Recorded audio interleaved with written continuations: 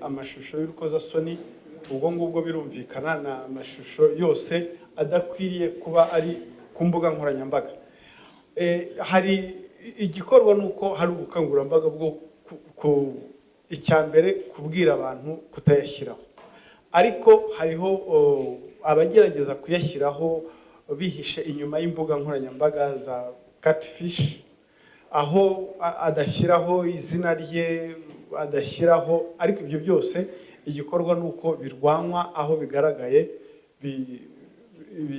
birarwanwa, ufashwe agakurikiranwa, kuko byonyine no gushyira ku mbuga nkoranyambaga. Ahubwo hari n'ikindi wenda no kubuza abantu kuyahererekanya, kuko itegeko rivuga gukwirakwiza harimo guhererekanya, umwe ayisharinga undi, undi ayisharinga undi, birangira uwo nawe aguye mu cyaha. Ikigomba gukorwa cyane nuko aho bibonetse dusaba ko n'urwo rubuga barufunga bikavaho, ariko haracyarimo na challenge. Yavuze wenda ku bijyanye n'amashusho, haracyarimo challenge n'ababivuga mu magambo. Hari challenge hanze aha ngo harimo abavuga ko ngo babigisha, hari terme bakoresha ngo sexual reproduction cyangwa se ntabwo indi tamu ije neza.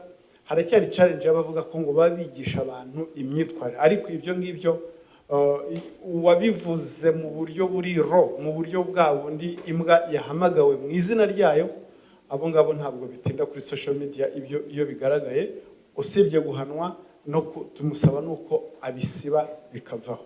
Bavuga yuko ntabwo dukoresha amakuru batanga, mudufashe mubwire abanyarwanda yuko ngo amakuru turayakeneye kugira ngo mu by'ukuri abagizwa nabi criminals tubakurikirane, ariko baduhe amakuru nyayo kandi y'ukuri atari amatiku. Francine, numva afandi yagusubije neza cyane,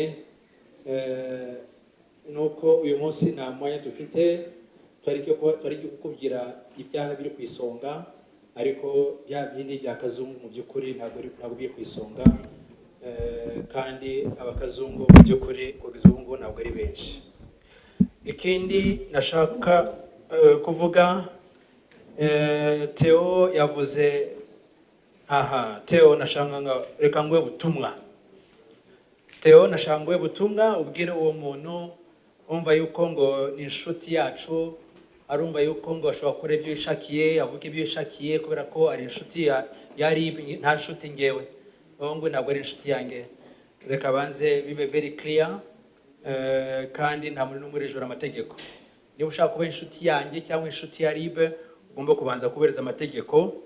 Ariko icyo nshaka kuvuga ni iki, mu gihe Terry ataranyuzuza, nashaka yuko ngo byumvikane neza yuko ngo abantu bakunda kuvuga ibyo bishakiye ku social media. Ari ikintu kitwa defamation cyangwa diffamation mu Gifaransa, cyangwa gusebya. Ari abantu bavuga amagambo menshi.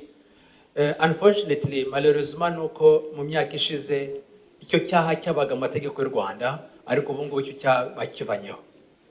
Dusigaye dushaka ibyaha mu mategeko ya cyber crime law, kugira ngo abantu bakoresha nabi social media bahanwe. Ariko mu by'ukuri defamation cyangwa gusebya cyangwa kuvuga amagambo atari byo, rimwe na rimwe biratugora kugira ngo ukure mu cyaha mu rwego rw'amategeko. Ariko mubwire, nashaka yuko very clear, mubwire yuko ngo iminsi ye turimo kwibara gutya, nakomeza azogwa mu cyaha, kandi ntabwo tuzabura ukuntu akurikiranwa, kubera ko ntabwo dushaka kwemera yuko ngo akomeza gukora ibintu ngibyo, ariko ntabwo ari inshuti ya Ribe.